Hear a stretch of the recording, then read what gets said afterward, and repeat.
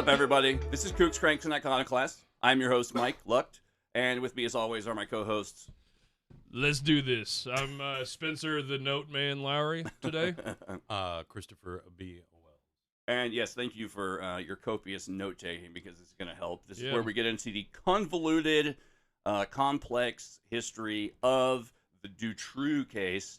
I'm going to say it both times, either way. I would say whatever. it's the Dutroux affair right now, because it involves the case as well as the timeline of events. Yeah, it's, I will say, I'll be glad to get this fucking over with, so next week we can get into some aliens and just shit that... Yeah, anything but this. And probably, again, a little warning, I guess, for anybody that's sensitive to gross shit. Yeah. And I don't mean gross as in, like, doo-doo. I mean people gross. doing bad things to children. Yeah. If this is a trigger warning here, folks. Yeah, so you have been warned.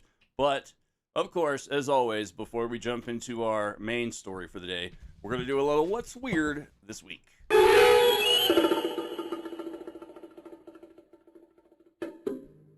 Gentlemen, who would like to go first? I got a good story. This is off of smokinggun.com. Woman gets 15 months in prison for naked rampage, public pleasure session. Whoa. This is a Florida woman. Of course. Yep. She just began serving her prison sentence for a naked rampage and, pleasure session at a quick trip. Pleasure session. Fucking, yeah. Was it a quick trip? Let's see. It's a racetrack, actually. Oh, okay. A racetrack in Florida. I don't have a joke for that. They're a great gas station. Their fountain drinks are highly affordable. Celia Barrett, aged 35. That's young for this sort of thing. Yeah. Usually some batshit. She pleaded guilty boomer. this month. A variety of charges. Let's see, aggravated assault, felony, and 4 misdemeanors, including exposure of sexual organs and disorderly intoxication. Organs? Yeah. She exposed them. Ugh. I'm guessing both holes. Probably right next to the hot dog log roller thing, you know what I mean? Man. Ugh. That is a missed opportunity, maybe. These taquitos need to go. Watch out, that chili's hot. Here's my uterus, boys. Unless it was one of those places with hot boiled peanuts. Ugh. God, the way you said Alleged that. by the police, the drunken Miss Barrett threatened workers at the racetrack. Dana Barrett? Get this, she was equipped with a vegetable peeler, potato peeler. Oh. Yeah, that was the assault. The old-fashioned ones you can really do a number on your fingertips every time I use one. But they work better than a lot of the newer ones. What was she using that on? Yeah. Oh. I'm sorry? What was she using that on? She was threatening it. Okay. She was like, you stay away from me. Yeah, she wasn't peeling herself off. Yeah. Peeling chilies? Because that would have been a more horrific. It looks like she was just really drunk, and maybe well, that's fine. disgruntled a little bit. The defendant, prior to being taken into custody by police, began masturbating frantically in front of the deputies while still inside the store. I got the actual report here. The officer's notes, approximately 6:40 p.m. She exposed or exhibited her sexual organs in a public place, yada, yada, yada, private premises. To wit, the defendant did commit an aggravated assault at the occurred racetrack while naked, so I guess she used the peeler on somebody. The defendant, prior to being taken into custody, began masturbating, and the cop misspelled masturbating. It's T-U-R, not T-E-R. In front of the deputies while still inside. Masturbating. No. Yeah. Master. So that's she'll be cooling her jets for the next 15 months or so in Florida. Good. Well, it's going to be a hot summer. Well, that's like caged heat ready to happen, right? Spencer. Huh? Did she come or what? Ooh. Jesus Christ, man. There's some things you just don't talk about. If you look at the picture, it looks like she used the peeler on her eyebrows. You know what I mean? Oh, yeah. She's not that bad off looking. She's clearly not like a crazy pretty drug bad fiend. off. Yeah. You said she's 35? Yeah. That but is I mean, she doesn't look like a day over 50. Yeah, she has a very prominent brow, very Neanderthal-esque. Hey, she's not she's meth. Wouldn't throw her out Meth of bed is a hell for of a peeling drug. potatoes in bed. Anyways, that's my what? Oh, excuse me. Everybody's beautiful. Everybody deserves in the love. eyes of the Lord. Yeah. Well. And just as God made me. Jesus. Anywho, that's my what's this weird. How about you, Chris? What do you got? Well, In keeping a little bit with our the mention of politicians we're gonna have later, Spain sex scandal. This is on España. Latestly. Most It'll be in the show notes. Most laterly. Whatever. Spain sex scandal. Spanish politician resigns as municipal councilor over leaked photos and videos showing him eating poop and offering himself as a sex slave. They wrote it as eating poop? They wrote eating poop, not feces. Okay. It's the latest. Ah. You know. Yeah. I found different versions of this article, but this is just the one. Now, I took a look at this earlier, just a glance, cursory glance, and this gentleman's last name was Barrio, correct? Daniel Gomez del Barrio. Okay, I just wanted to say that means of the barrio. Yeah, right? he does not reflect the interests or general beliefs or practices of those from El Barrio. I want to throw that out there. Well, I don't know. This is actual Spain. I don't know what their barrios are like. Yeah, that's where they do the F's instead of the S, or the lisp, the Spanish lisp from the Italian lisp. That's because there was a king that had that lisp, and everybody, the whole country people, started saying th instead of s. So the king would feel more tortilla. Yeah. An affectation. I didn't know that was a thing. That's a thing in Spain. No. Thank you for the fun fact of the day. Yeah. In the leaked photos and videos, Daniel Gomez del Barrio appears to be naked on the floor and eating his own feces. Reports claim that the politician offered himself for sexual use, described himself as wanting to be exposed, humiliated, hated. Well, he got it. Yeah. Yeah. All right. Slam dunk. He tendered his resignation. Notably, Daniel Gomez del Barrio was the head of the Department of Youth, Children, and Family. Oh, Dear my God. Yeah. The counselor belongs to the Spanish Socialist Workers' Party. The left-wing guy. The socialist. Keep that because we're keeping tabs. Someone will use that as ammunition later, I'm sure. Yeah. Oh, it's shit-eating socialist. That's actually the first place I saw it was on Libs of TikTok. So, yeah. Shit-eating Spanish socialist. They definitely make fun of it. The poop and being a slave. Oh, and it was on a porn site. He it was out there. It wasn't just like some leaked. It was on you can, I don't know. And he not even posted OnlyFans. I don't know. OnlyFans. If you're if you desire to find it, you probably can. What is this thing on? Furthermore, Barrio has described his desire to eat cocks, be a whore, and be used as a urinal. Well, I mean, that's his. Hey, if it's consensual. Yeah, if it's consensual and nobody gets hurt and I don't have to see it or hear about it, you can do whatever the fuck you want. That's kind of. That's I don't it out agree there with it. for the world. That's for you. I mean, I understand him being embarrassed, but he shouldn't have had to resign just for that. Well, also I mean, he wasn't being doing kids or nothing. You're a which public we're about figure. to talk about. Yeah. You're a public figure, so you kind of have to clean your shit up. No pun intended. A little bit better than that. You're expected to have a better image that you know. Yeah, you really ate shit on this one. Yeah, and it says here his father, a former police officer, retired the same week of February and died of a heart attack out of shame the next week. Yeah. I mean, he's rolling in his grave as we speak. Rolling. People in their kinks. Yeah, I don't mean to yuck your yum, but... Brother, It's not to be eaten. Pee is one thing, you know, but poop can actually, you can get fucking E. coli. You heard that story about that guy that ate ass for his first time and got E. coli and had to, and I think he died. Where was this? This was a few years ago in the, the news. What news? Is this on CNN? It was on something. It was all over, but it was on a. But yeah, he apparently ate ass. So you hear that, kids? Next time you eat ass, I gotta tell the youngsters wear at work protective about goggles. this shit because one of them he had picked up a torta. That is a large Mexican woman. I thought that was a turtle. I thought it was a delicious Mexican sandwich. No, that's a tortuga. Oh, okay. A torta is a delicious Mexican sandwich, but that's why the big girl. But it's a big Mexican sandwich. It's fluffy. Oh, okay. That's why you call it the big. The kind of gal that has a fupa. Like fluffy. Yes, torta. Yeah, like fluffy. the fupa on the torta. He ate some butt, but got some turd. Yeah, and but he kicking shit crumbs off the bed. He rolled with it. Well, shit the bed. He rolled with it. So now I need to let him know the health hazards and also film it. Don't film it. The health department gives you a It's always great when you see a little tear of toilet paper down there. Oh, God. Come on, Oh. Spencer. What? You're hitting a little too close to home for me over here, all right? Hey, okay. Bring back old Okay. memories. Let's bring it on back here. Sorry. Right. Sorry, guys. So, my what's weird this week is OJ died. And that's what's weird this week. No, I'm kidding. Yeah, OJ's dead. I thought we should just give it a mention because Greatest running back of all time. Yeah, not the greatest running away of all time. And I will say that no white Bronco can outrun cancer. I bet someone's named their kid White Bronco by now. I think I actually knew some people who named their kid Bronco. I could be wrong on that. I don't know. It's back when I hung out with the I've seen lots of people are like, good, I'm glad he's dead. Another monster dead.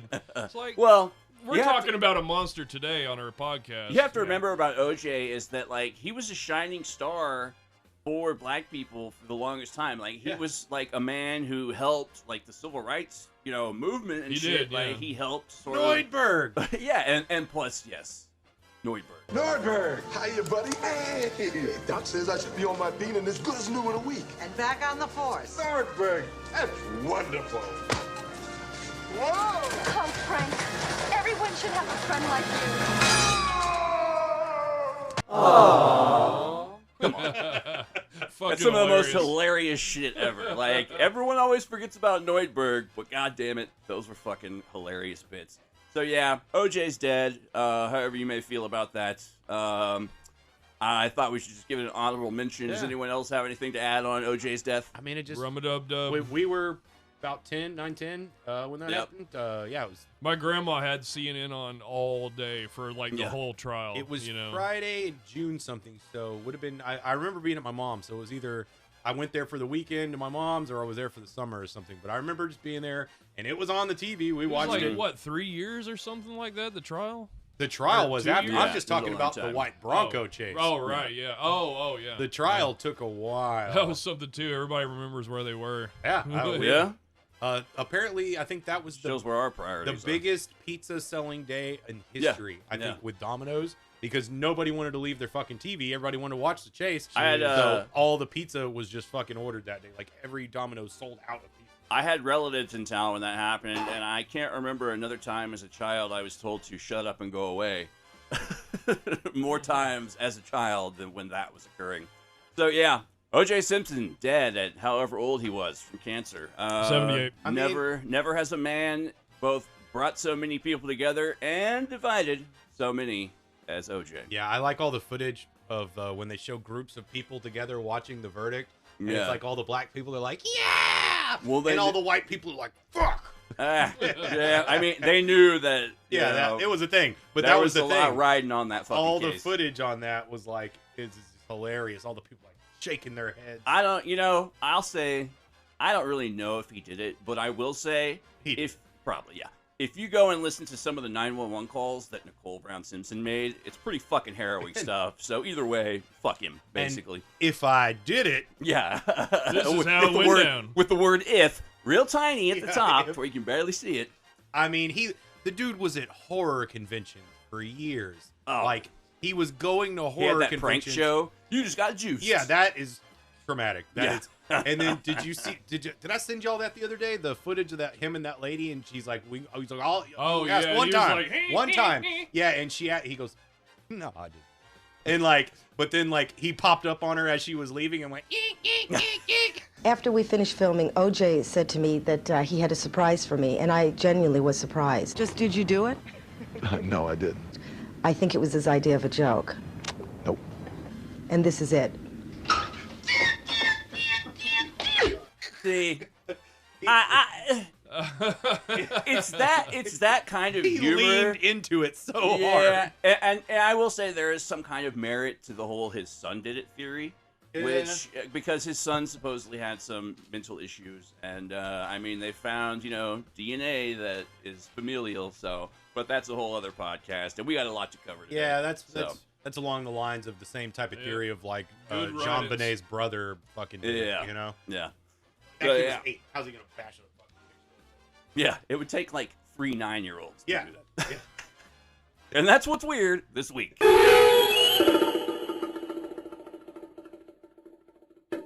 So yeah, today is part 2 of the the Mark. No. Oh. Ugh. It's because there's so many Michels and Michauds in this thing. Like and it's Jeans. it's God. Anyways, okay, Marc Dutroux, which I'm probably gonna say Dutroux, whatever. It doesn't matter because he's a piece of shit. Anyways, this is where we're getting into the really heavy proofs of a conspiracy shit today. And this is going to be probably a bit of a longer episode than our preamble from last episode. We're going to a lot more. So where we last left off was he had just gotten out of jail. He did a 3.5 year on a 13-year sentence. We're in 85, 89. 86 is when he got sentenced. Yeah. So it was like 89 when he got out. And it's that small pittance of a jail sentence on 5 rapes, let alone all the other petty criminal bullshit that was in his gigantic folder, I'm sure, that is where we first start to see, like, there's something fishy going on. The drug crimes, the car theft. Yeah, there's some weird shit going on. This is not right, and people knew about it, and they were pissed off, but nobody really made a lot of noise at this point. But it's after he gets out of jail on those 5 rape charges that shit starts going off the fucking rails. In 92, he was released. Okay. For the rape and abduction of 5 girls. 3 years later is when he began his horrific spree. And in that time period, while he was in jail, he got the medical health people to deem him mentally disabled, which is pension.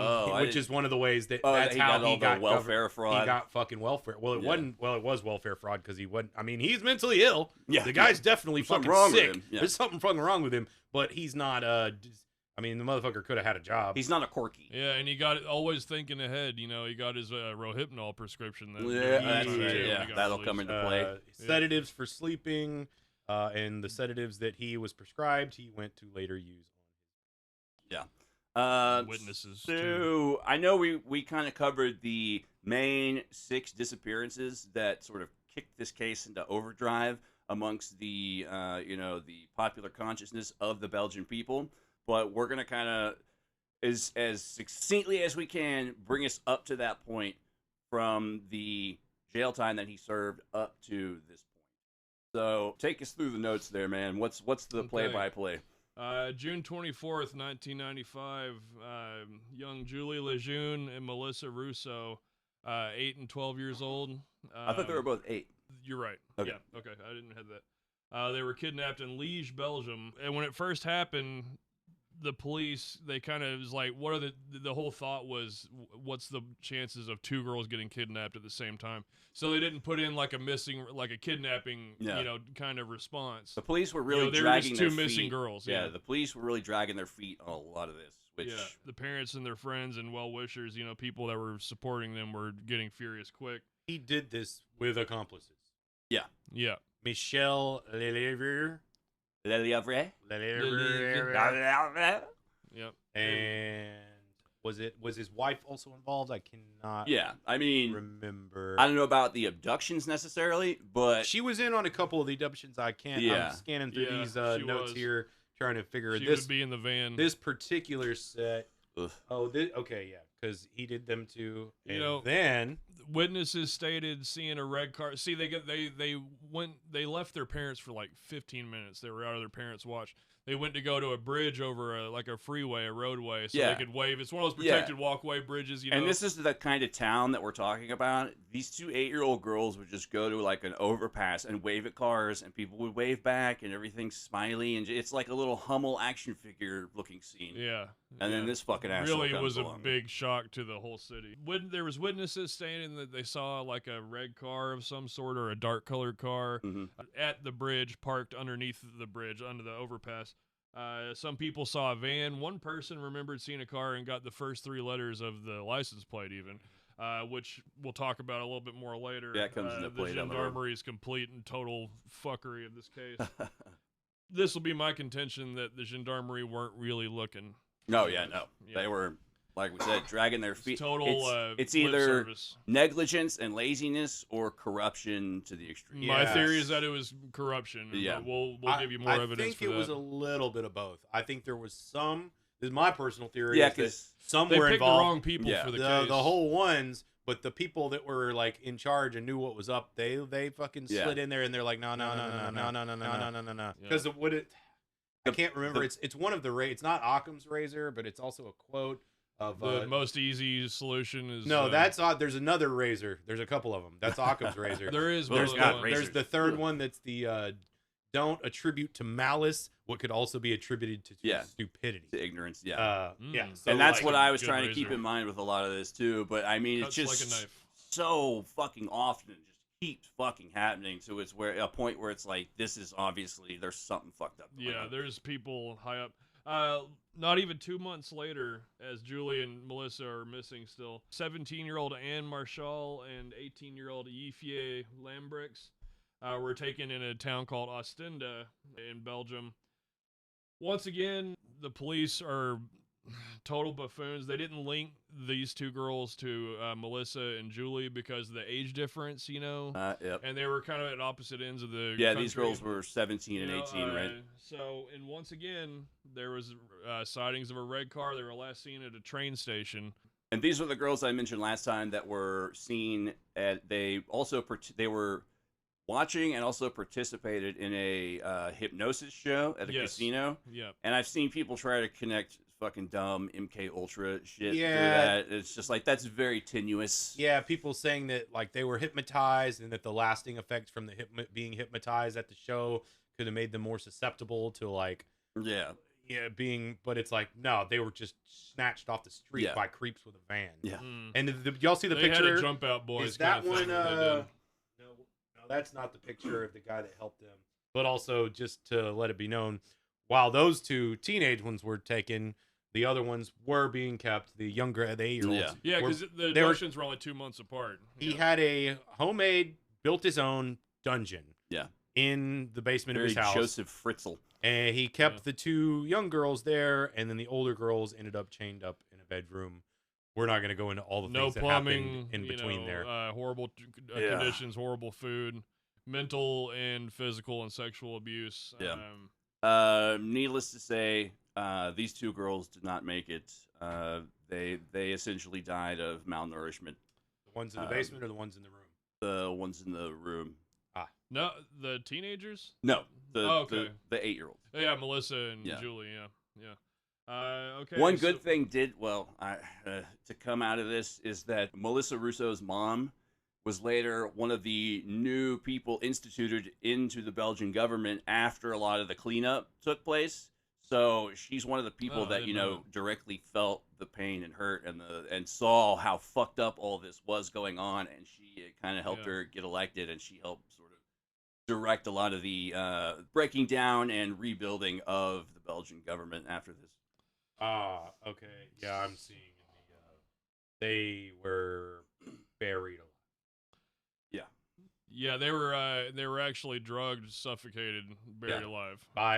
With his other accomplice. That's the craziest part. Everyone in all the other podcasts we listen to and reading, people were just, everybody's amazed that, wow, not only is there a sick fuck, but he found other sick fucks to like, it's like, sick fucks can team up. Yeah. Like, it's almost as if Belgium was a paradise for perverts. In the 80s and 90s. That was a quote that was used on the Le Monster podcast. Yeah. Big props to them. We got a lot of our material. Yeah, that was one of our primary sources. Bernard Weinstein was That's the dude that there's a picture of right here. Yeah, he looks like a fucking villain. Yeah. And it's through Bernard Weinstein that he looks like y'all ever seen that movie with Gene Simmons and Tom Selleck with the little robot bugs that crawl around? Terrible. He looks like Gene Simmons in that movie. I'm gonna find that out. Batteries Runaway? I don't know. But it's through Bernard Weinstein. There's a fucking note found at his house after they found his body and searched his place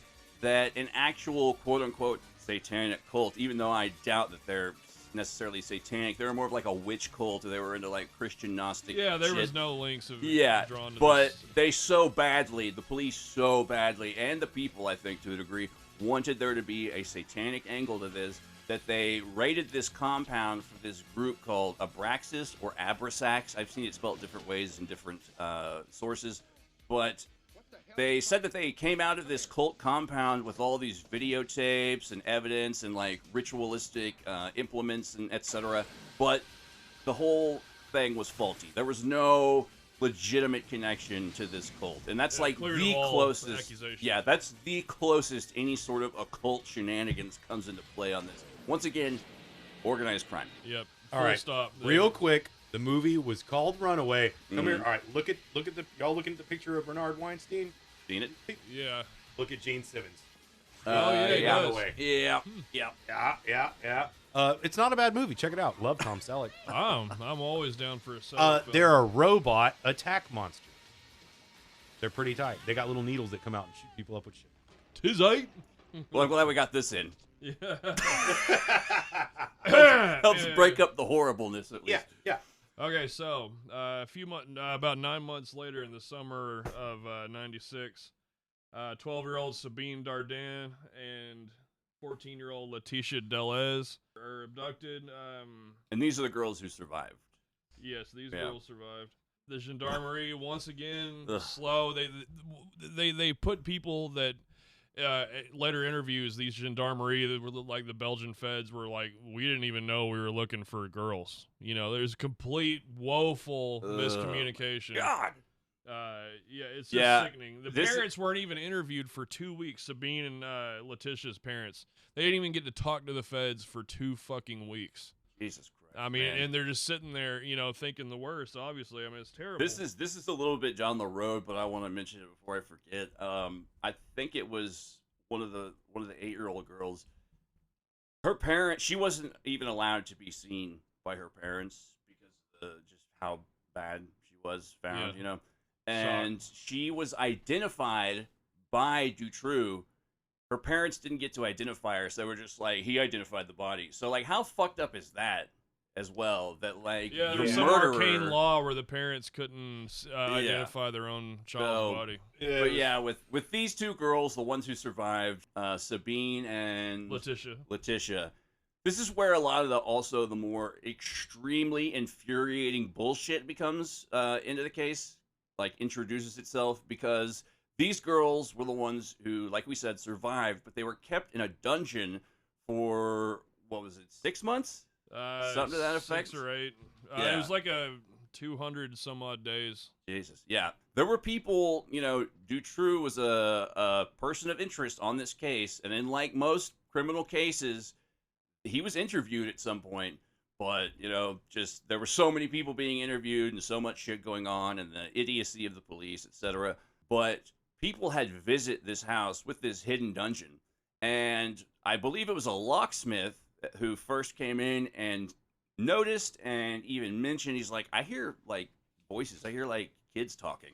And there was a police officer with him, and the police officer, I want to say, the police officer involved, yeah, the police officer, Michoud is his name, yeah. The police officer, when the locksmith said this to him, he says, silence, which after that, there was nothing, because the girls at the time thought that this could be one of their captors on the other side of the dungeon door that they were standing outside of. So this also brings into, you know, question a level of fuckery about whether or not this police officer may have had some connection to things, because the girls didn't know who it was, and he's, you know, this locksmith is saying, children talking somewhere, and he yells out silence.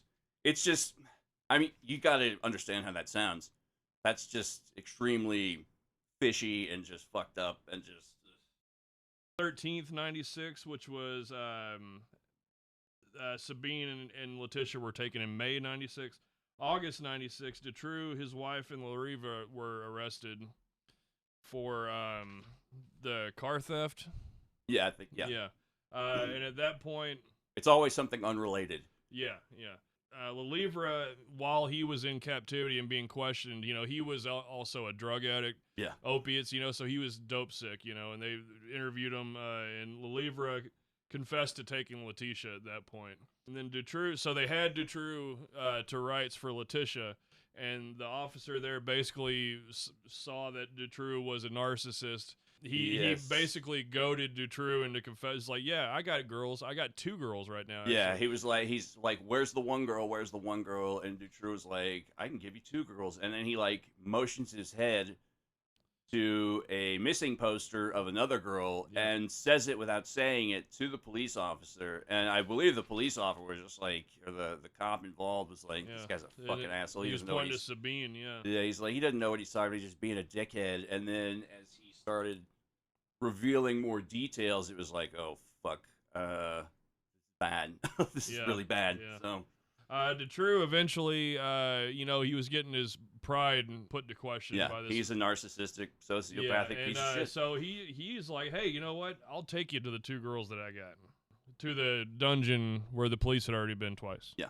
He took him to the dungeon. He found him, and it was his house in Charleroi. Charleroi. Yeah. Which is apparently, from what I've heard, it's a bit of a, for lack of a better term, ghetto area of sorts. So those 2 girls, Sabine and Letitia, were released back to their parents. Very compelling footage of them being reunited with their parents. Yeah. Then they would later come to testify in the trial. Yeah. But that's later on. It's where we find out most of the just. And then 2 months later, he told them that they had held Julie and Melissa, which were the first 2 girls, the 2 8-year-old girls that perished, but he didn't. He claimed that he didn't abduct them. He just held them in his house. First, I was holding it for a friend. Yeah. It's not that mine. is the worst. That really is I was just holding them for a friend, man.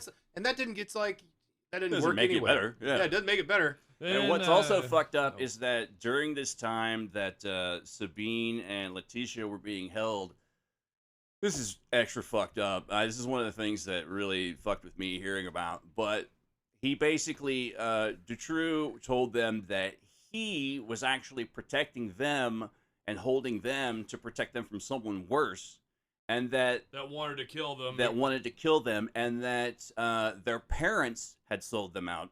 Yeah, and they were refusing to pay ransom. Yeah, and so Sabine started writing letters to her family.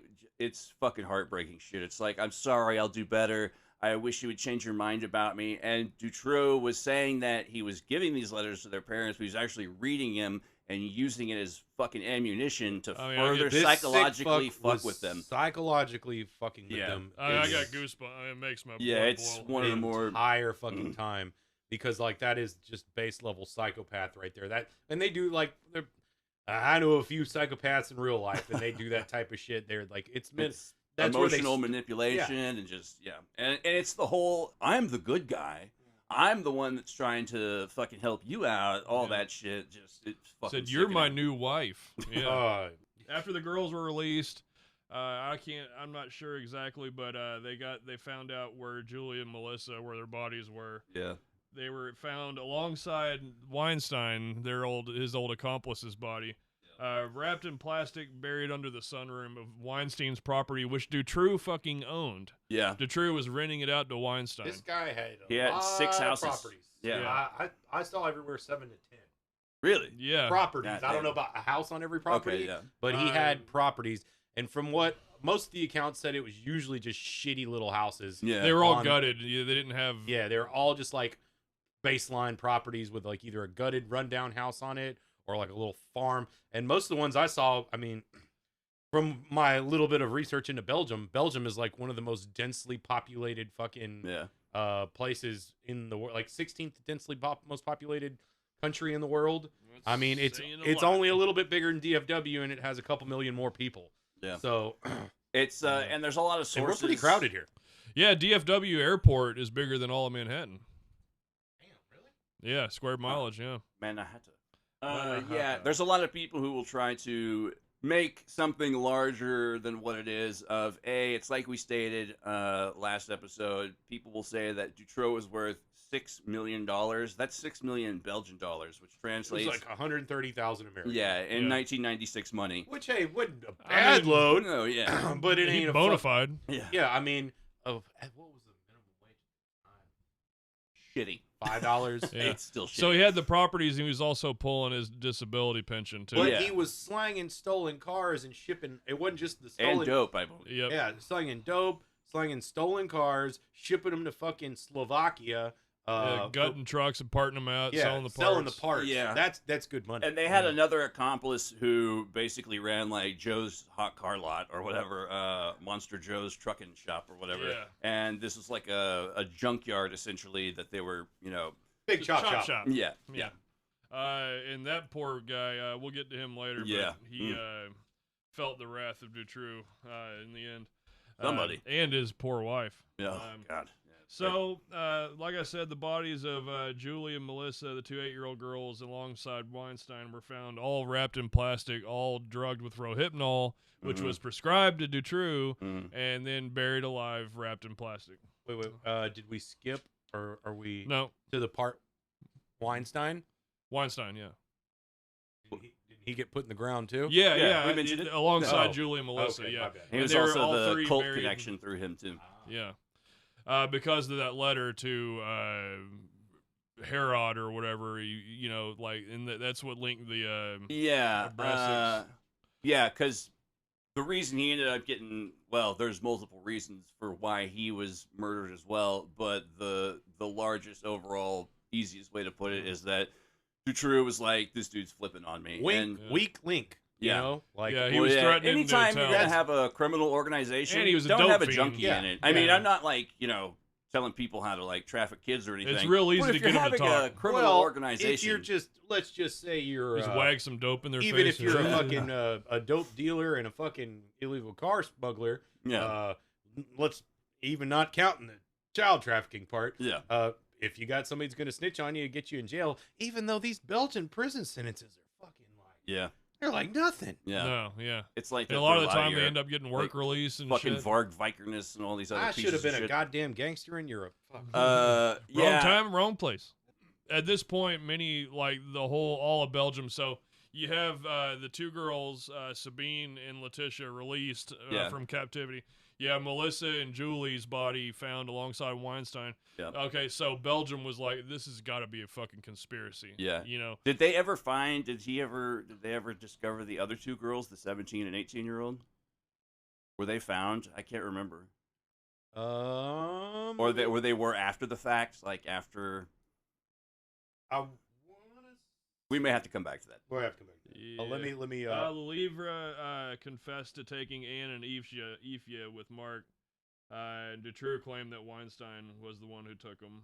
He basically, after Weinstein's body was come up so he couldn't defend himself, Dutroux was blaming everything on Weinstein. Even though Weinstein was really like the lackey. Junkie Igor. Yeah. That's the crazy thing. Yeah, in 95 when they went, while he had these girls held, and they went to his house, they found a tape, all the tapes, and there was literally 300 tapes. He videotaped himself making the dungeon. Yeah, amongst other. And also raping a young girl too. Yeah, there was. Yeah. And what's fucked up about the videotapes is that when the police later confiscated, I think they said it was 300 tapes. Yeah, it was. And the police, the gendarmes, took the fucking tapes into evidence, and they were like, we don't have the right tape player. The police is. We are the police. We just fuck up. We are couldn't even silly. blame it on DVD. These are Betamax. We are the silly Jerry Lewis is a big fucking comedy icon over here. If That's they had why watched we're those wacky. tapes, a lot of this. I don't understand why the nightmare could have been police, ended. they just can't go to fucking, I don't know, the Belgian equivalent of Walmart and say, hey, we're the police. Give us a fucking VHS. We're commandeering this tape. That's Yeah. been done. That's been done plenty of times. Exactly. But this is what feeds into the whole, what the fuck is going on Back then here? it would How have been could this Radio possibly Shack or happen, something Yeah, like that. La Radio That Shack. Radio Shack. They call it Le Big Mac. So, people were fucking furious. The opinion was that all the authorities were dragging their heels. Everybody except for Conrad, which was the judicial. Jean-Michel Conrad. Yeah. He was the judicial investigator. Judicial. Yeah, so he was like a special investigator brought on by their judicial branch. Yeah, and in Belgian criminal court and legislation Which is and a fucking mess. judiciary. Yeah, it a court appointed, basically the judge to a degree is also a sort of inspector, if I'm remembering this correctly. Yeah, that's the right word. And it was with the appointing of Conrad to this case that people finally started getting a glimmer of hope. They were just like, this guy. Conrad hit the books hard. He was really gung ho. He's like, we're gonna fucking do this. I believe I think it's I think Conrad was also involved several years earlier with a court case that involved the assassination of a very high-ranking government official that may or may not have tangentially tied into this. And that's a frequenter of Nahul's. Yeah, I think that's what it was. And but yeah, once Conrad was appointed, people were like, okay, we finally have someone competent. Yeah, we're gonna do this. Yeah, fucking let's get some shit done already. But unfortunately, that didn't last long. That didn't last long. Well, here's a funny break. Anytime I think of a judge, even though I've personally been in front of many judges, and I know what judges look like, anytime I picture a no, not Judge Wapner, you know what judge I picture? Who? Fred Gwynn in My Cousin Vinny. I wish all judges were as folksy. What are you wearing? Yeah. What is a ute? The two utes? He had two utes in his basement. Don't go down that court road now there. Yeah. You don't want to go down that road. I'm sorry, I was trying to come up with something funny, and that was funny. I was thinking of that because I'm sitting there picturing the fucking judge of this, and I'm like, a French Fred Gwynn. Fred Gwynn makes me smile. Yeah, he's a good guy. So for a while, I thought he was secretly the neighbor on Tool Time when I was a kid. Oh. But then I was like, no, he's dead. Did we ever see that guy's face? I don't think so. We'll have to research that. Yeah. Yep. We'll see his fucking face. Like we were saying, Conrad, this judicial inspector, he gets taken off the case before he could really make heads roll. The most bullshit reason. The spaghetti judgment. The spaghetti incident. He was Dutroux's lawyers, his legal team. Yep, there he is. That's Wilson. Sorry, that was a pause because I had to find a picture of the actor that played Wilson on Inquiring minds want to know. Yeah. Okay. Sorry. Again, I derail. No, we need these. Yeah, we need these pauses of levity. We need some yucks. So he was taken off the case. He attended a benefit dinner for Sabine and Letitia. Yeah. And he was where he was given a spaghetti dinner, him and his wife, and he was awarded a 30-pound financial pounds, like a $30 fountain pen. Because of this, Dutroux's lawyer, I keep wanting to call him Dutroux. Dutroux's lawyer said this is a conflict of interest. This is basically bribery. He's, he can't be, what's the word? Impartial now because of the fucking pen and the spaghetti. Yeah. So he gets taken off. Yeah, everyone's getting weighed over with the spaghetti dinners. That's another thing that I'm hung up on in my mind is like they're having a benefit dinner. I don't think a dinner is good for like your daughters were missing and murdered. So let's have a spaghetti dinner. Well, maybe like some hors d'oeuvres. Spaghetti must have some kind of different. It must be looked at as a fancy meal. It's just a charity event. I know, basically. But it's not something you gather to eat for. I don't know. Yeah. We're not eating. Maybe it's a transatlantic. It's a European thing, close to that. Yeah. It's the pancake breakfast, and we do it every month. French spaghetti, and it's not even French. It's Flemish spaghetti. Ew. Yeah, heavily French influenced. I guess so. At this point, when Conrad gets taken off, Belgium is on fire now. Yeah, almost quite literally. There's this. Everyone is like this. This reeks of a cover-up. This reeks of protection. This is fucked up.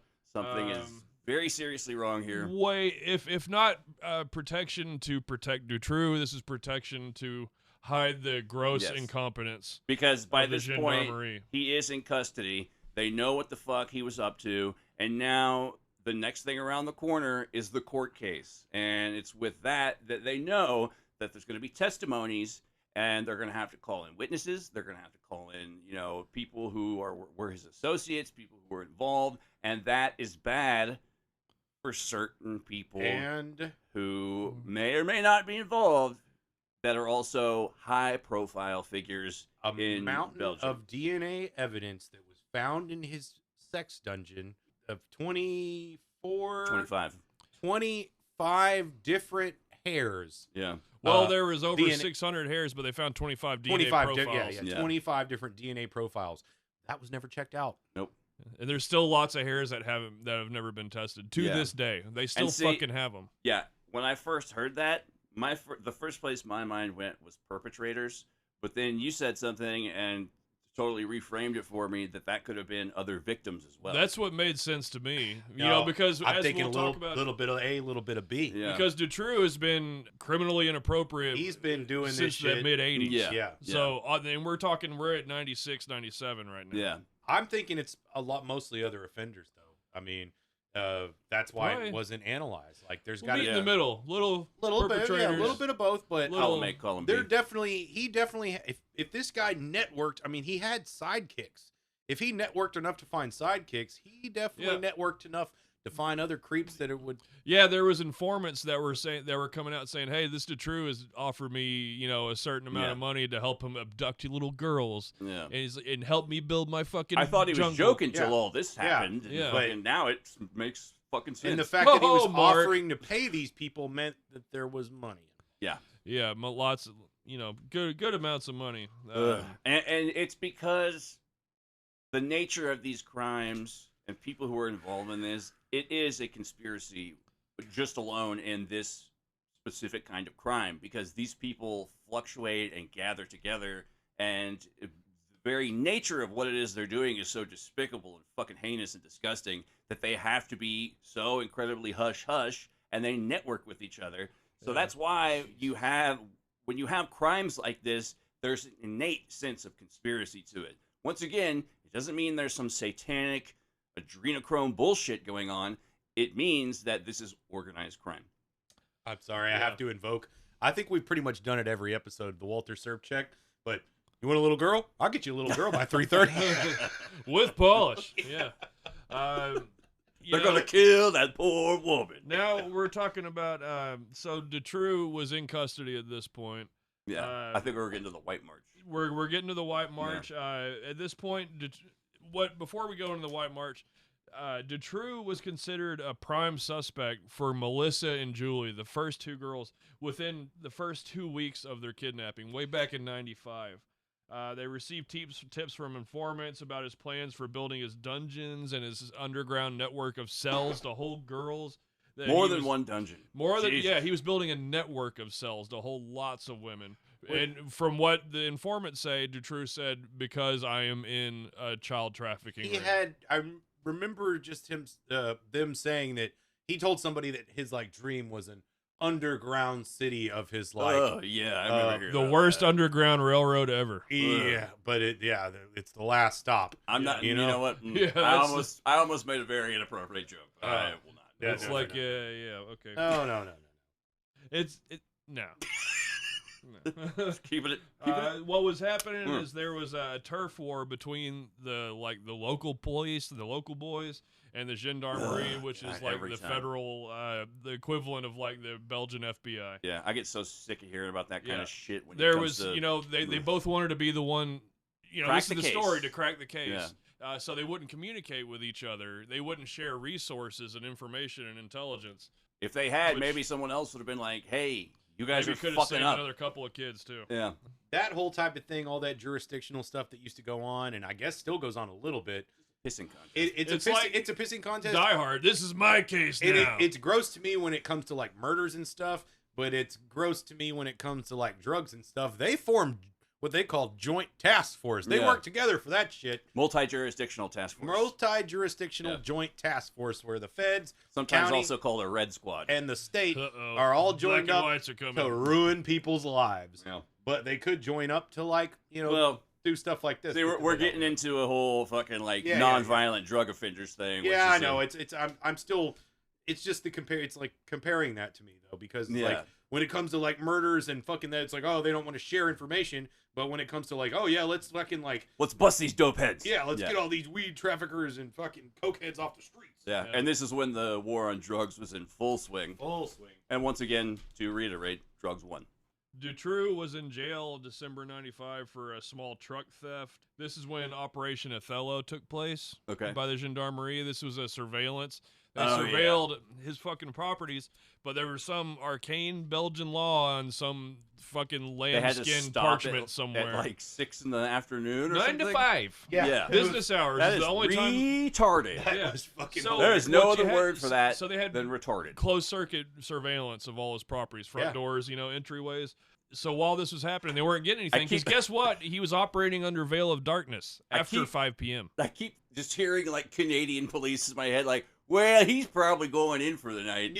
Yeah. He's probably gonna call it a night. Well, no, after 5, that's dinner time. Yeah, I mean, who does? Who goes out after a full dinner? You know. I tell you what, not in my town. I don't buy it. It's just weird, is what it is. Yeah. So while this was happening, they weren't getting anything on video. There was complaints by neighbors of girls being brought into the fucking house at night, which were unsubstantiated. Tips by criminal informants that Dutroux was building cells that Dutroux was saying to hold for export. Fucking sick fuck. Which leads us, all this was coming out the beginning of the trial, which led to the White March. Yeah. Or Marche Blanc. The Marche Blanc. Marche Blanc, yeah. Yeah.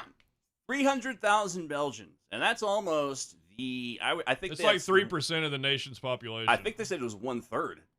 1/3 of the fucking country's population came out. I mean, it wasn't just the population. It was the fucking fire department. Well, yeah. Not just civilians. Yeah, it was nationwide strikes. Yeah, you know. they all wore white. That was the part that I liked, is that the fire department was told to turn their water on the protesters, but they turned their water on the government building. On the palace, the criminal justice palace. Yeah, they were like, this motherfucker is so dirty, that's what we should They're be gonna wash their away. sins off of them. Yeah, I mean, the whole entire country was up in arms about this because it was way beyond the pale as far as negligence could be possibly. I mean, there's no fucking way. I think monkeys. This is, and part of me, this is my conspiracy brain, I think part of this is what the January 6th people thought they were going to do, but there's like... This is going to be their righteous cause. Yeah, but there's no fucking substantiated evidence behind any of it, but I don't know.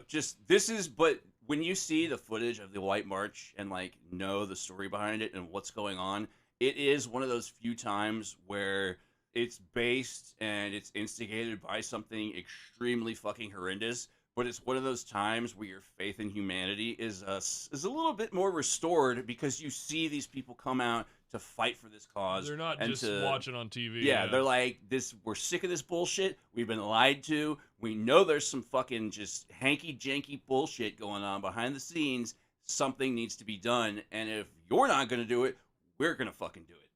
And that's what I love to see when people fucking take charge like that and get shit done. Very good.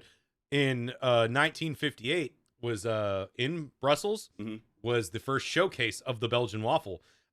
It was at Expo 58 in Brussels and was brought to America at the Century 21 Exposition in Seattle in 1962, served with whipped cream and strawberries. Right next to a Starbucks coffee. It's like a Rudy Tooty fresh and fruity.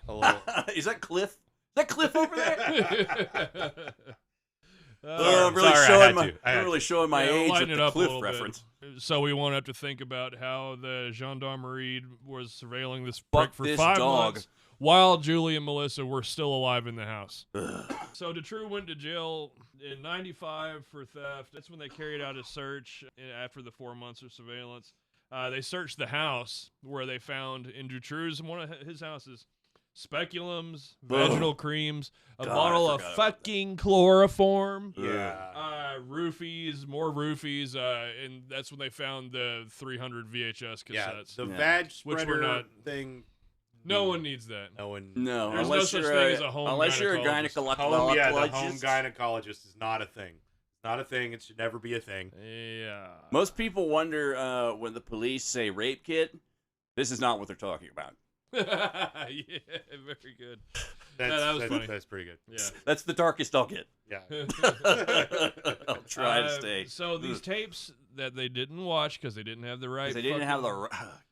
There was actually one of the VHSs. There was video of Dutroux raping a minor, and also video of him building his underground torture and his chamber. wife is holding the fucking camera. Yeah. Yeah, Michelle Martin. Yeah, it's a question. Who is free and easy, by the way. You can go find her in Belgium. Oh, just dandy. Yeah. She had a of all the people that are getting doxxed, let's dock that bitch. Yeah. Yeah, I wonder. She probably changed her name and she changed her.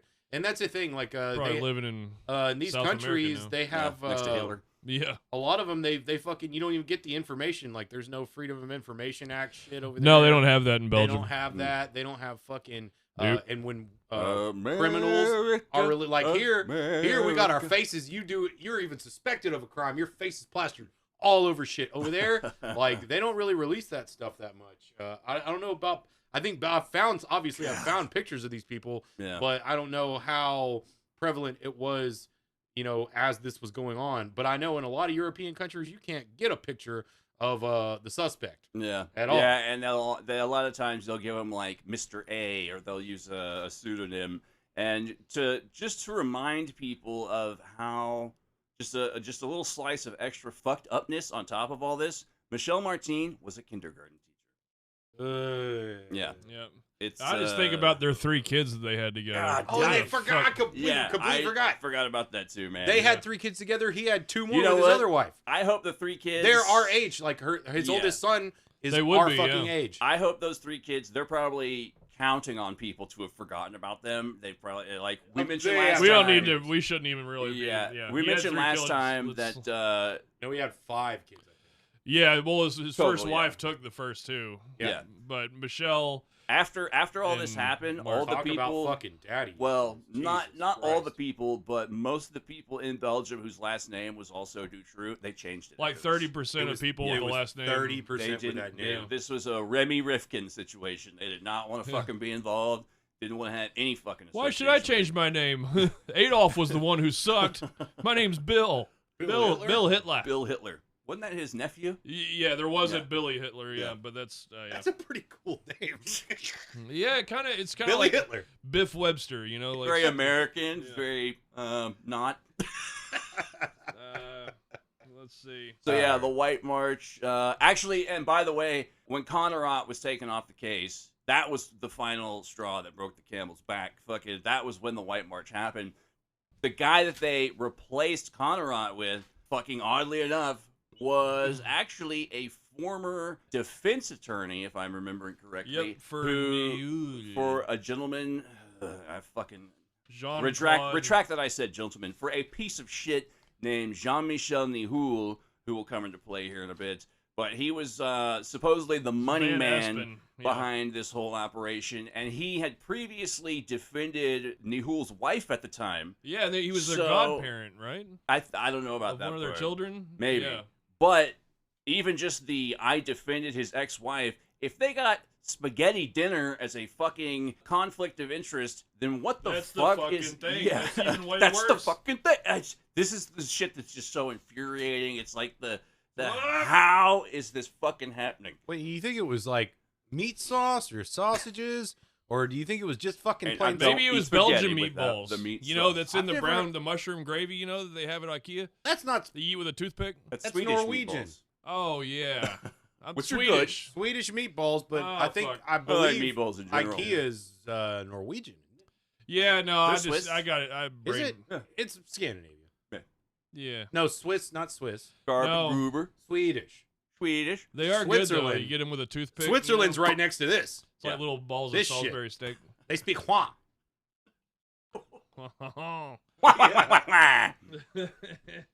I don't know that many French people, so I'll talk shit. So, yeah. Yeah, you said that last time. Yeah. And you're like, oh, wait, I know one French lady. She's nice. Yeah, she's nice. Dutroux at this point, he was the most hated man in Belgium. And still is. Yeah. And for the world, for a certain extent, during the trial, he had to have bulletproof vests and like a team of security. They had bomb sniffers in the courtroom every day. That shit. Because everyone wanted him fucking dead. But I get it. Like, you have to, you have to go dies, through the judicial system. They can't get any more out of him. Exactly. His You've got to get the escort evidence. The court prosecution was basically like how they escorted El Chapo here. Yeah, and nobody would have been mad if someone had assassinated him. But at that point, he wouldn't have been able to.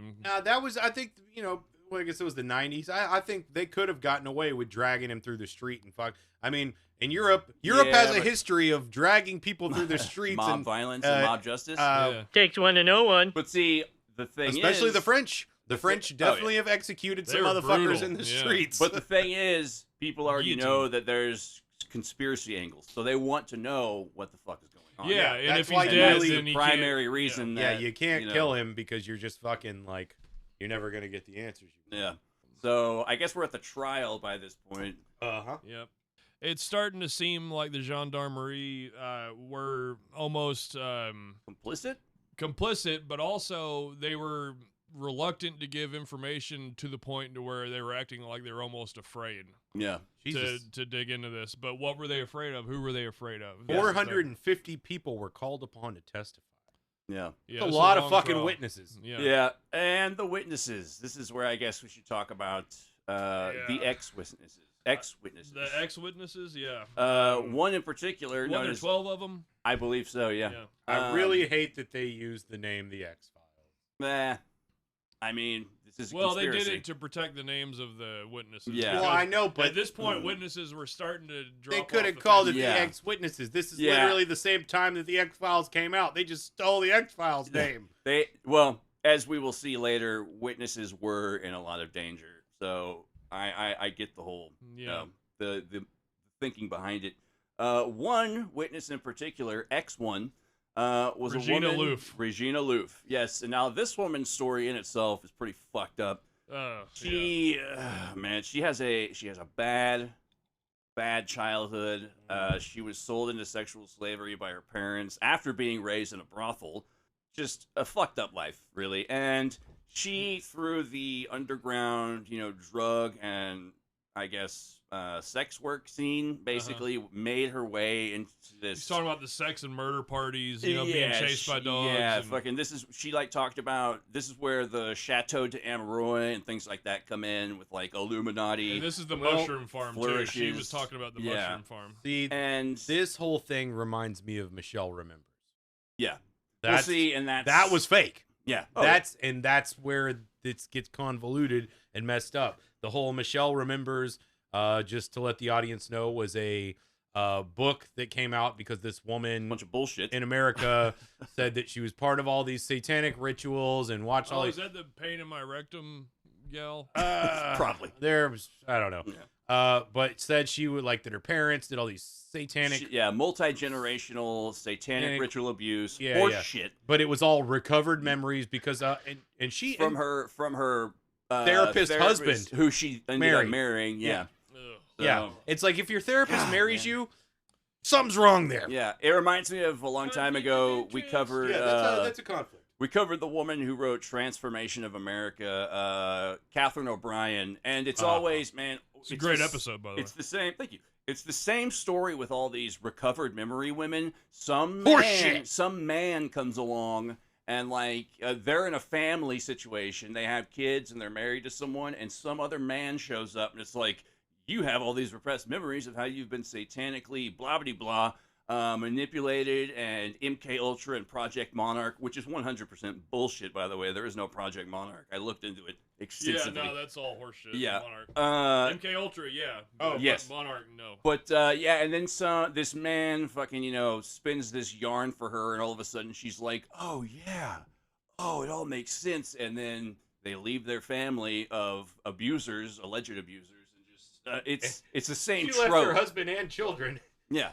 The reason we're going to talk about Regina Loof in detail versus the other ex-witnesses is because she eventually, as this case rolled on, she was proven to be more than likely very right. Yeah. She was a very sick individual because of the horrible life that she had to leave. She was actually subjected to psychological screening by the court system. By 5 different therapists. They're all like, yeah, she's not making this up. This is the main thing that ties into the big conspiracy. Yeah, there's that too. Well, there's also elements of she spoke a different language than most of the people who were cross-examining her. Yeah, she couldn't speak French. Yeah, so there was that, which complicated things further. Because she was from Holland. Oh. She was Dutch. Yeah, she's Dutch or something. Yeah. Deutsch. But... yeah, the 5 psychiatrists who examined her, they said, she's fucked up, to put it mildly, and she's obviously been subjected to some very awful things. She has dissociative identity disorder, which, yes, plays into a lot of the conspiracy theory shit, because there's the whole organized traumatic mind control stories with MK Ultra and bullshit Project Monarch shit, but... they essentially came to the conclusion that she's too fucked up in the head for anything she says to be, taken seriously. Yeah. Which already in itself is pretty fucked up because it's a whole oxymoronical catch-22. Like, she's been so fucked up by what she's been through. All the stuff we're here to talk about and hold this court case about and investigate, she's been fucked up so bad by this kind of stuff that nothing she says can be taken seriously. But then they start finding out this lawyer of Nahul's. Turns out he also was on the defense case for this mushroom farm incident. Now, see, Regine, she tells of this story of this sex orgy where a girl was ritualistically tortured and burned. You know, they was like, oh, she doesn't know what she's talking about. She's making it all up. But then this mushroom farm case came out in '84 that links Nahul and Dutroux, because Regine said that she knew Dutroux and Nahul from this sex party where the woman was bound and burned. Turns out, and she described this place where it happened.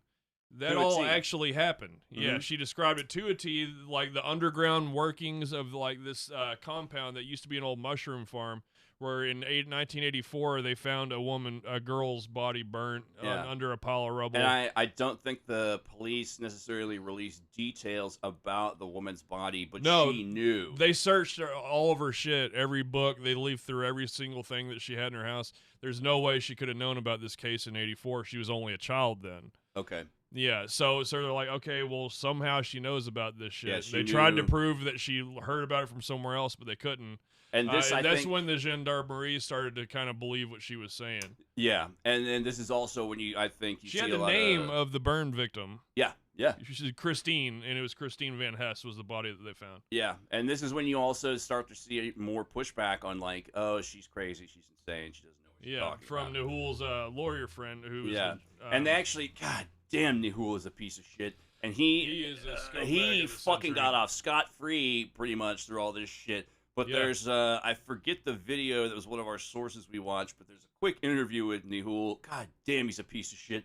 They're talking to him, and he's like, "Oh, I'm the monster of Belgium," and fucking just he's talking shit about Aloof when he says that. Yeah, he's talking shit about. She doesn't even speak French. Yeah, you don't have to know the same language to rape someone. Yeah, he said that. He fucking said that, and just he's talking about a woman who's just obviously been through intense psychological trauma and abuse, and just God, he's a piece of shit. And the fact that he walked away from all this and that he might be the money man behind the fucking conspiracy is the most sickening and he's fucking like the aggravating thing of all. Dutroux is like what I think is Dutroux is hired muscle for Nahul. Yeah. He would provide the women, and Nahul was the guy that was linking them up to buyers. You know, whatever. Yeah. Fun fact. Mm-hmm. The national symbol of Belgium is a peeing boy.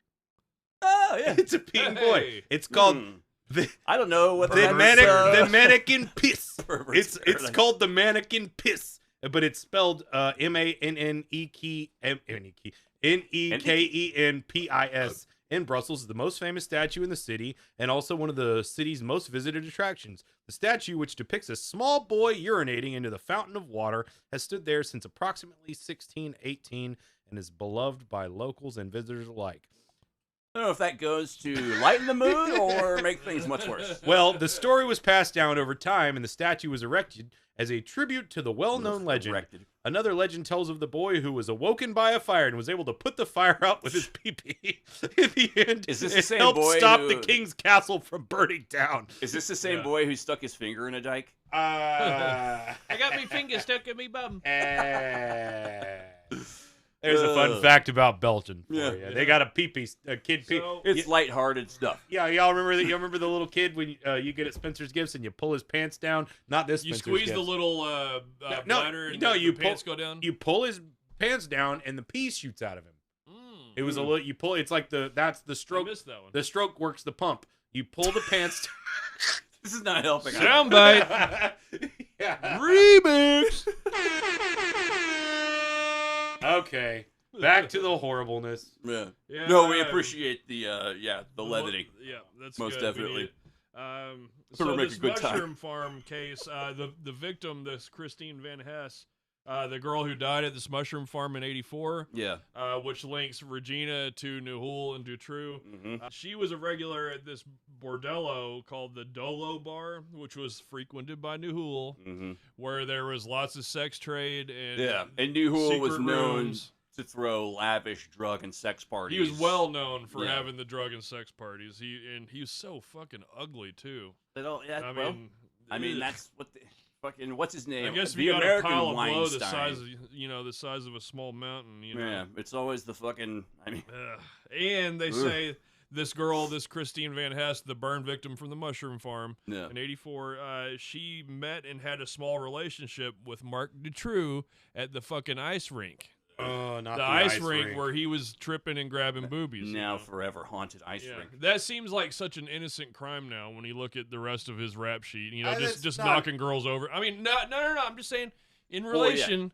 Don't cancel me. All right, I will say, in middle school, when we go to surf and swim at the wave pool, and you get knocked into a chick, you're like, ah. Yeah, my dad used to, he used to have buddies that would put mirrors on their shoes, And Pee Wee Herman did that. Yeah, and then go on find a girl with a skirt, and that was the original stage act of Pee Wee.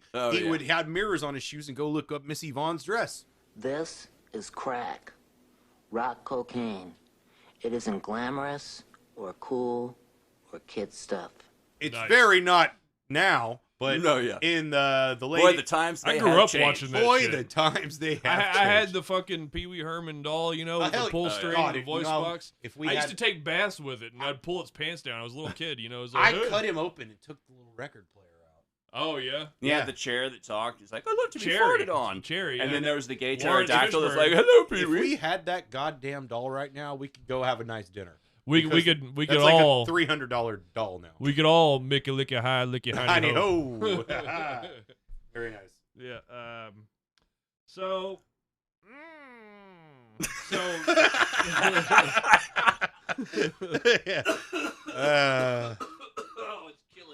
There was another witness, and we'll go into this more. I got a list of witnesses that were just about to testify that had revelations that ended up dead by apparent suicide. Under mysterious who circumstances. kills themselves by dousing themselves in methanol. Well, we'll Anyway, the Russos, which were the parents of one of the 8-year-old girls, they boycotted the trial, and that was like a big statement. That they wouldn't even go to it. Sabine, she was 21 at the time on the trial. She testified, and she was 17 at the time when she was taking her 18. When she was badass. She came in there. She made eye contact with Dutroux the whole time. Yeah, face. She was very brave. That's really cool. Yeah, she was like, I'm taking this motherfucker down. And the people were with her too. Yeah. I mean, the other one, Letitia, she had a hard time. She had a much harder time dealing with all this. Like, they eventually went on a tour of the dungeon house. And, they took Letitia, the jury Sabine, to the dungeon. Yeah, which to I show think them. That's good. I think that's good. That really paints a picture. You know? And Letitia couldn't handle it. I don't blame her, man. No, I mean, it's like being a fucking Holocaust survivor going back to Auschwitz. It's So let's get back to Newhall a little bit. This piece of shit. When Sabine and Letitia were abducted, there was a phone call log between Newhall and Dutroux. And Dutroux's little buddy Weinstein. Yep. Is it Stein or Steen? Doesn't matter. Doesn't matter. So there was over 20, 40 calls back and forth surrounding the day before and the day of and the day after. And Letitia's disappearance. Later on, when they examined the bank statements of Dutroux and Michel Martin, they found that there were very substantial deposits made into their bank accounts right after these girls had into been Michel abducted. Martin, which is Dutroux's wife. Yeah. Was that, correct me if I'm wrong, but I believe that actually didn't come out till much later with the WikiLeaks. The WikiLeaks that they tried to ban in Belgium because it made them... because the video that I watched about all the witnesses, that came out in like, what, 90s? Or I mean, early 2000s? I could have swore it was just in the WikiLeaks. Because that WikiLeaks thing only happened like in the last couple years, right? No, WikiLeaks was like fucking pre-2008. This shit was the trial was like 2002. Okay. Wait, when was the trial? 2001. Okay, so WikiLeaks was It was like Obama administration. Maybe, okay, yeah. I guess that did come out with that. Because I'm trying to remember when that video with all the witnesses came out. From what my reading, right, they apparently tried to... Belgium did not want the WikiLeaks available in Belgium. Yeah. Which is... It's like, what? Yeah. Like, really? Once again, it's like there's a lot of high up people that don't want shit coming out about We mentioned last time that the head secretary general of NATO was implicated in attending these parties, these sex and drug parties. Some of the judges and police officers. Captains of industry, like just, the real who's who in Belgium. Yeah. At least 7 members of law enforcement were arrested on suspicion of having ties with Marc Dutroux. He even said when he was arrested, he's like, I've been working with police to kidnap and traffic girls. Well, he said that, but the links, the actual evidence they have is that the cops were in on his truck theft, document forgery, and insurance fraud. And this is something I thought about too. Like when he started like floating the idea to the police when he first got arrested and was being interrogated through all this shit, he knew he was going to go to jail as a child molester. Which we all know what happens to them. But I think that the police probably thought that he was like floating this whole like I'm part of a much larger network to maybe save his ass. So that's why they also weren't putting as much evidence or stock into these stories he was telling. I mean, I have no knowledge of European prisons. It's the same all over as far as chomos go. Really? Yeah, dude. Oh, there's cases in the UK that I've heard about. Solitary, yeah. Yeah, well, they should be. Actually, they should be in general population to get their comeuppance. But no, it was 2009's WikiLeaks published the Dutroux dossier. Dossier. Belgian authorities tried to have the dossier taken down. The prosecutor general of Liège, Cedric Bistart de Bocam. Fuck that guy. Fuck his name. I don't care about how it's pronounced. There is some true, some false, some very disparate information here involving some people who have done nothing wrong. I don't believe that. I don't know. It's like in the leaks. And these people, this is another thing that was suppressed. We'll get into it. Get into it. This is one of these crimes like this is another thing. And this is why this is a problem in America. Is that when you say certain things like where there's smoke, there's fire, that can lead to a dangerous precedent. And this is another reason that, like I've mentioned before, if one of these fucking QAnon assholes were accused of these kinds of crimes, I guarantee you that QAnon asshole would want his day in court before the court of public opinion roasted his ass. Well, see, that's the thing about this that really just has me baffled, because this was the WikiLeaks actually leaked something that was real about a real child trafficker. Yeah. And yet the main QAnon shit is based off of WikiLeaks and the fact that goddamn John Podesta mentions hot dogs and pizza. Yeah. And they're like deciphering this as a code as opposed to real, just straight up information about fucking actual. I mean, sure, it's over there. Oh, it makes my brain want to fucking It's not explode. the enemy that you're trying to get. So you don't really give a shit. Yeah. So you're like, if that goddamn Hillary Clinton, fuck Hillary Clinton. I don't care, but I don't think she fucking sucks adrenochrome from little children. That's what I'm saying. She's just a piece of shit. There's no political agenda to push against this shit. And it's when it's not happening to white Christian babies in other parts of the world. Which These are white Christian babies. No, but I'm talking about like shit we know that happens in like Africa and India all the time. That's fucking put in the news. It's documented, but no one gives a flying fuck about that. You don't hear about that happening in the news because they'd rather talk about this fictional horse shit. Yeah, and that's what fucking incenses me about it so much. That is there's a political fucking agenda. They're weaponizing this. He's incensed over there. Yeah, I'm sorry, but that's fucking. It is a political. I mean, but that's the thing. It's all fucking. I fucking hate both sides. I fucking hate liberals. I hate conservatives. They're all just. That's why I don't fucking. In fact, I will encourage everybody to not vote. If everybody would just not vote and not participate in the fucking only two-party fucking system we have. Anyway, I'm sorry. Write in for the guy whose name is literally anybody else. Yeah. Yeah, throw your vote away. Don't fucking. For a third party? Are you crazy? Or many wonderful. I don't know why I'm doing Eric Lassard all of a sudden. Yeah, that Eric. the captain? Yeah. Picard? Captain, no, Eric Lassard from Police Academy. Oh, I thought you were doing... Many wonderful... Oh, I thought you were doing Captain Picard. No. What's his name? Sir... He's a knight. Yeah. Oh, fuck. God damn. Patrick Stewart. Yeah. Sir Patrick Stewart. You sounded a little Patrick Stewart either. Engage number 1. All right. Off. Back to the child called rape. you number 1. Don't call me Buttmaster. Anyways. So, Assmaster, I mean, number 2. Beam me up. I gotta go number 2. Beat me up. Oh, shit. Okay, so we're at the trial. A lot of things are coming out, and a lot of people are learning things that they are very upset about. It's upsetting me right now. I guess, really, the outcome of the trial... Okay, just to clarify real quick, Dutroux was charged with a host of crimes: auto theft, abduction, attempted murder, attempted abduction, molestation, and 3 unrelated rapes of women in Slovakia. Yeah. How is that unrelated? He was taking trips to Slovakia. Yeah. I know that. And there's I a whole understand that. I'm just reading what I'm seeing on my internet here. And didn't he have like 220, like altogether, it was like 227 indictments between him and all of his associates, his wife, and everything? It was a lot. And I know that the whole Slovakia thing, that's a whole other rabbit hole. That is a whole... oh my God. Eastern Europe is a scary place. Yeah. But Misty was on an airplane yesterday. Mm-hmm. It was an international flight, or it was a link to an international flight when she was coming back. Yeah. And she found me a pack of Kosovo Marlboros. Oh, nice. Like, damn. Nice. I smoked. They burn really quick, but that's because they don't have all the bullshit on them. The tobacco was very nice. Probably didn't have that flame retardant. Or it didn't have the flame retardant in it. The cigarette fucking burnt down, but it was a good, smooth cigarette. Winston is the one filter cigarette that delivers flavor 20 times a pack. Winston's got that filter blend. Yeah, Fred. Nice, cool Kosovo smoke.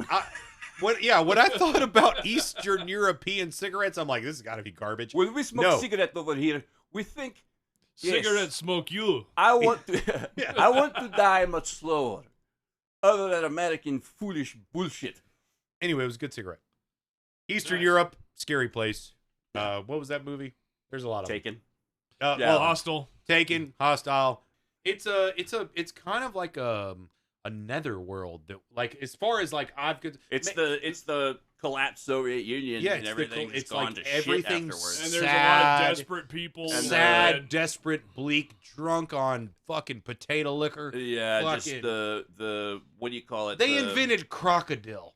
Yeah, that's all you need to know, really. Yeah. It's made out of like Visine and a couple other things. No, right? that you can buy codeine legally over the counter there, but then they use diesel fuel to turn it into like a heroinish type thing. So they're shooting up diesel and they don't wash it. Like, yeah, for those who don't know, it's called crocodile. Yes, because it makes your skin necrotic like a crocodile, and it fucking rots. I remember your flesh. that bizarre magazine you had that showed those fucking. They looked like their face was gone. But that was a great magazine. Like I wish they still made that magazine. Dope up into the vein under their. No, they dick. don't. Oh, that sucks. I looked up the other day.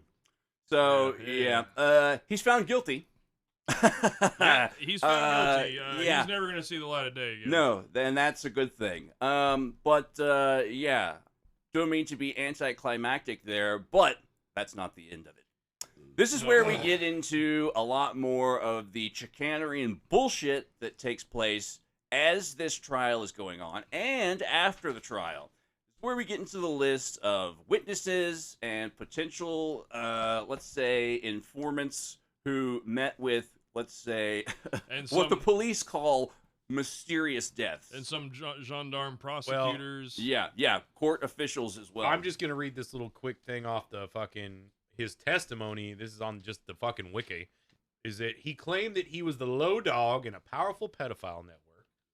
He further claimed that Michael Nihul was the organizer of their adoptions while admitting... Which I strongly believe. Yeah. Oh, yeah, this guy's while admitting abductions, he denied being a murderer, even though, you fucking idiot. Although he had earlier confessed to killing Weinstein, whatever. Yeah. And he said he tortured and abused the girls, but he didn't kill them.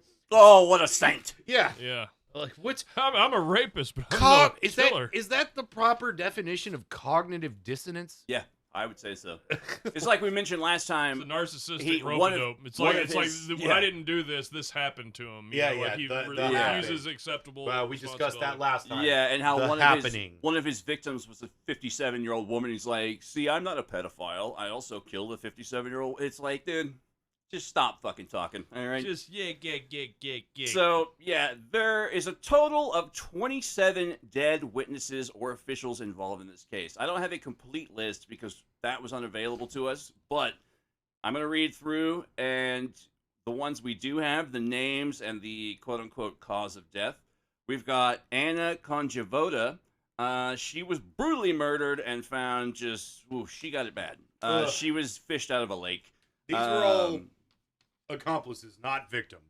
I mean, they were victims of somebody. Well, but they were people that were going to come clean. People who were going to come forward and talk. Yeah, these are not victims of Marc Dutroux, but they are victims of the possible conspiracy. You read one and I'll read one, and we'll switch back and forth. Okay, there is a Christian Conrad. It just said he was murdered. Yeah, Christian Conrad.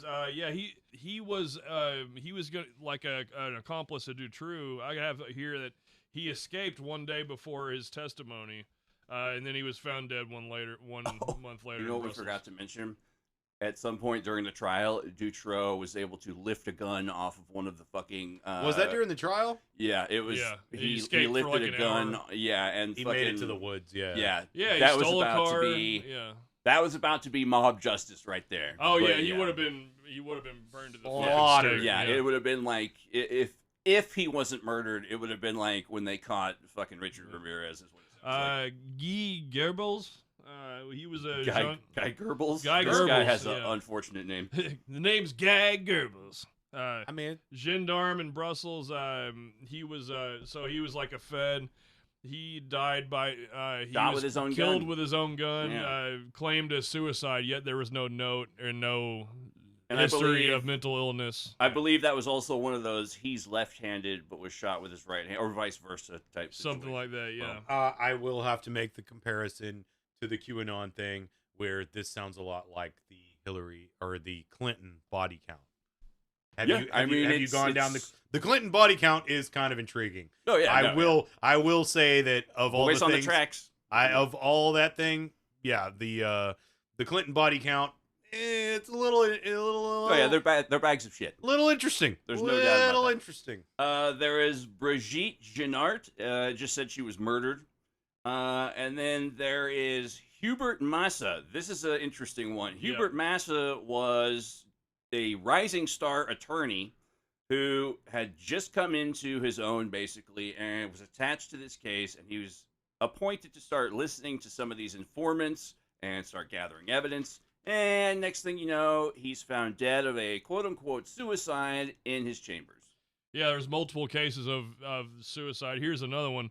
Bruno Tagliatro. He was a scrap trader. That was the guy who we were talking about earlier that, that was maintaining the chop shop, basically. Yeah, and he, the way he came to his end, he was going to say that he was given a vehicle by Dutroux to tear apart and sell for parts, and he under the impression that it was a car that he used to abduct Melissa and Julie. Yeah. So he gave it to this guy to tear apart so there wouldn't be any evidence.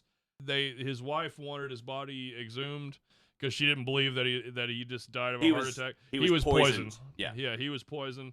Was cyanide, I want to say? Yeah, I think it was cyanide. Soon after that, his wife... Fabienne Japart. Yeah, she asked for police protection, but was denied. Yeah. She'd found documents, basically like receipts for this car exchange, Had the receipts. Correspondence. She was found burned in a bed that was doused with methanol.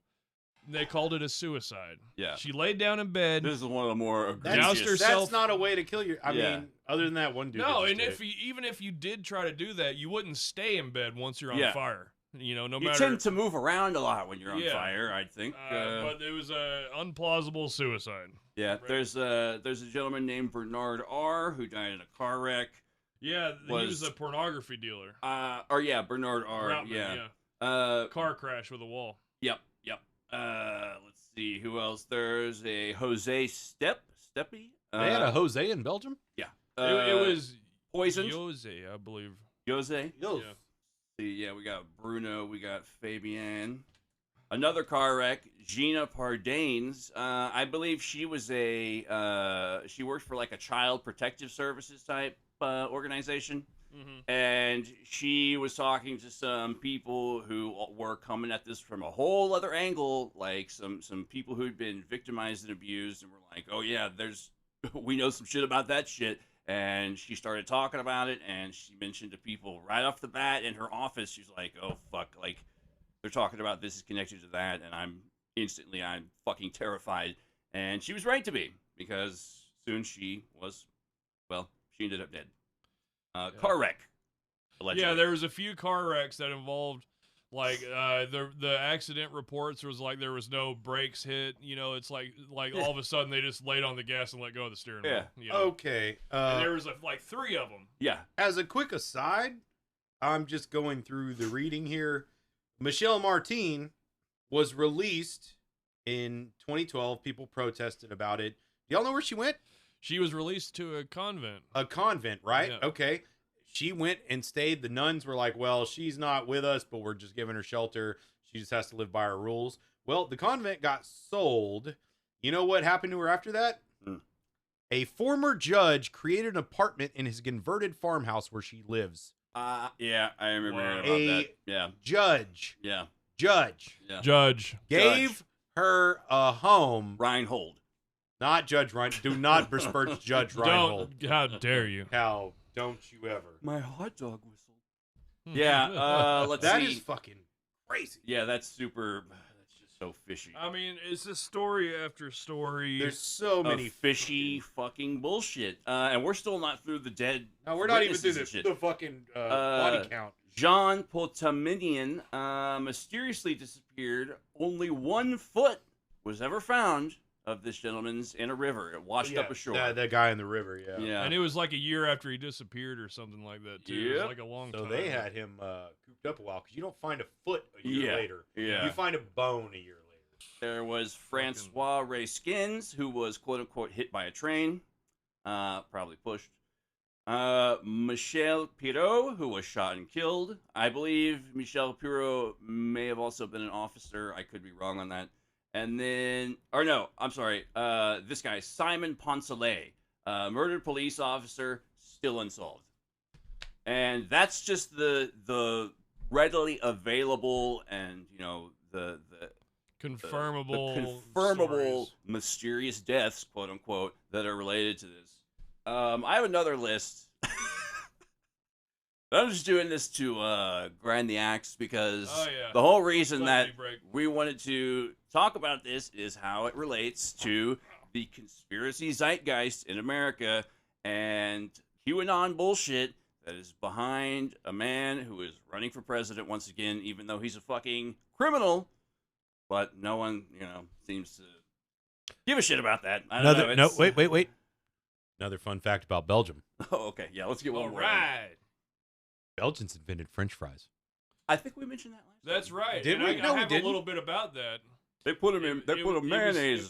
That's how I eat my French fries. They're delicious. Yeah. Mayonnaise on French fries is fucking delicious. And see, the Belgian frying method. See, the French frying method that we use today, like all of our frozen fries, they've already been fried once. It's like a par fry. Yeah, you got a par fry. Belgians, what they do is they cut their chips a little bit thicker and they fry them all in one big go. Like steak fries? Steak fries, yeah. And the original Belgian fry was done by fishwives, fishwivery. What? The Belgian fishwivery. Fishwiveries. Fishwives. It's like wives of fishermen. Oh, when they touch the ocean. Yeah. Well, when there was no fish to fry. No, I mean Belgium actually has like a small sliver that touches the ocean. Yeah, they do. So these Belgian fishermen, when there was no fish to eat, they had potatoes, and they would cut the potatoes into wide, flat slices that looks like from the side profile, like a fish shape. And so there was like a fish substitute. I gotcha. And so that's your fucking fish fry. All right. French fry. All right, one more fun fact. Yeah. The Smurfs were invented in Belgium. Oh. I knew that. And you know what? Coming back around on shit, the Smurfs were implicated in the vast satanic conspiracy to brainwash children at one point. Oh, yeah, the wizard guy and fucking all that shit. Oh, man. Well, also because they only had one female. I don't know. There's some weird bullshit fucking logic behind it. See? So I have a list of names here. I'm just going to read these off real quick.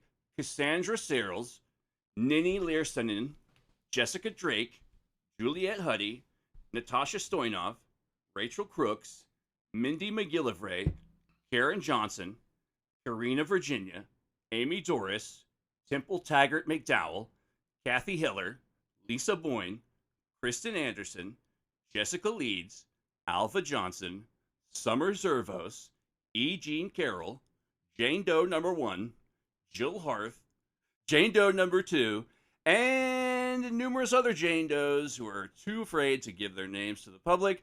Bridget Sullivan, Tasha Dixon, Samantha Holvey, and numerous contestants of the Miss Universe, Miss USA, and Miss Teen USA contestants who have all come forward and said that they are the victims of sexual misconduct at the hands of Donald Trump. That's your boy, QAnon.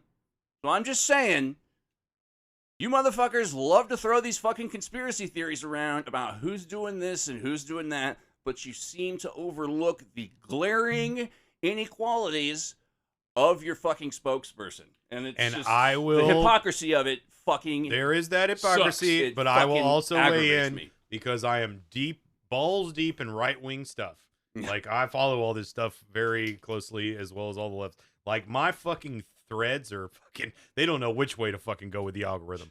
Because I follow all the algorithm guessing. The most obnoxious left-wing shit and the most obnoxious right-wing shit. Well, you got to stay good and fair and balanced. Yeah, but there is a portion of the QAnon people that does not believe that Trump is the savior and believes that he is a crypto Jew that is just out there. He's a Jewish space leader in a toupee. No, but in reality, he's just a rich fucking. What do you think he gives a fuck about you? Fuck, no, he doesn't. None of it. Fuck all the politicians. But and fuck QAnon altogether too. I don't care if they think fucking. I don't care what they're. All those guys, fuck them, dude. They're fucking. Yeah, they're unless they're listening to this podcast right now. No, fuck them still. No. Let them listen. I don't care. Yeah. No, yeah. Fuck those people. They're shitting into the overall collective consciousness of America and just muddling up everything. And this is where, you know, as an old school conspiracy theorist, this is what fucking pisses me off about it, is that this is like the first time in history, I think, that I can really, at least, really see right through 100% that conspiracy theory culture is being weaponized for certain political agendas. And I mean, it always has been to a degree. There's always some large, ephemeral, vast boogeyman. Conspiracies used to be more on the left. Yeah, whether it's the Jews or the Freemasons or the Catholic Church, there's always some large, invisible contingent of evil dickheads who are ruining the world. But this is the first time in my own lifetime that I'm seeing it like truly just weaponized for such a shitty political agenda, and the way that they are just I wouldn't say invoking that it's not the first time. No, it's definitely not. But and the way that they're invoking the crimes against children, that's another thing that just really fucking irritates me about this. While, like I said, you know, actual verified ritual murders of children are occurring in Africa and India all the time, but nobody gives a fuck about that because it doesn't further their political agenda. And I'm done. I'm fucking glad to be done with this guy. This has been a tough fucking 2 episodes to get through. I can't We're all wait a little till, worse for wear. Yeah, it's time to drink this out of my memory. I can't wait till next week. I want to make jokes again and not just give you stupid facts about Belgium. Yeah, I can't wait till... Hey. The saxophone was invented in Belgium. Bill Clinton. Also a sex predator. Well, let's give it equal because hey, he was a fucking he is a sex predator. Yeah. Hey, he probably don't. He's got some Blue Chews going in his fuck. Which hey, Blue Chew, y'all want to sponsor us? Because they sponsor every other fucking this podcast. This will be the darkest episode. I think we'll do. Yeah, but I was gonna say I can't wait till next week when we talk about aliens and Belgian pedophile ring brought to you by Blue Chew. Yeah. Call BetterHelp. After listening to some shit like this, you might want to get some BetterHelp. Regina Loof would have done well if Jesus. she had a product like BetterHelp. Oh, Lord. So yeah, that's our Dutroux case. Like we said, are we done? Are we done? We're think about so, there. Yeah. Let's. What fucking are we at time wise? This came out to about $1.45.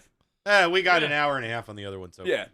I mean, we were gonna have to break it up either way. It was just too much. If we still have any Belgian listeners after this, or that are listening to this right now, thanks for taking it all in good stride. Yeah, from what I understand, they do not.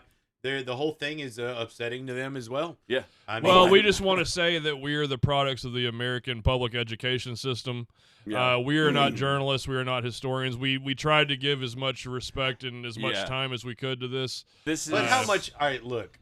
This is as close to journalism I think we'll get. But I don't like it. At the same time, their country is barely bigger than our metroplex. That don't make it any less valid. We got brisket. They got waffles. There's brisket? I don't have brisket today. Oh shit. But we always eat. Actually, put your boner up. Funny enough, y'all know what I was thinking about making? French brisket toast. With sausage. Make a big sandwich out of it, Texas style. Hell yeah, like a homemade yeah, Mick something. Yeah, but not Mick.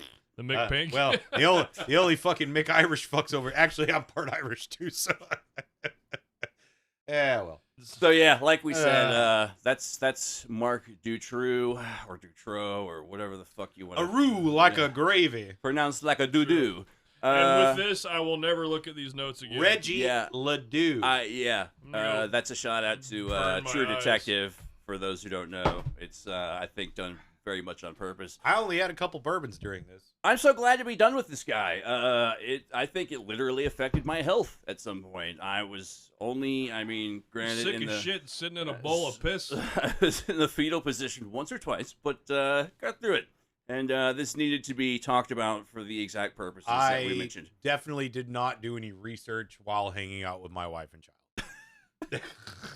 It was really puts a downer on the mood. Yeah, really like hurts things. So yeah.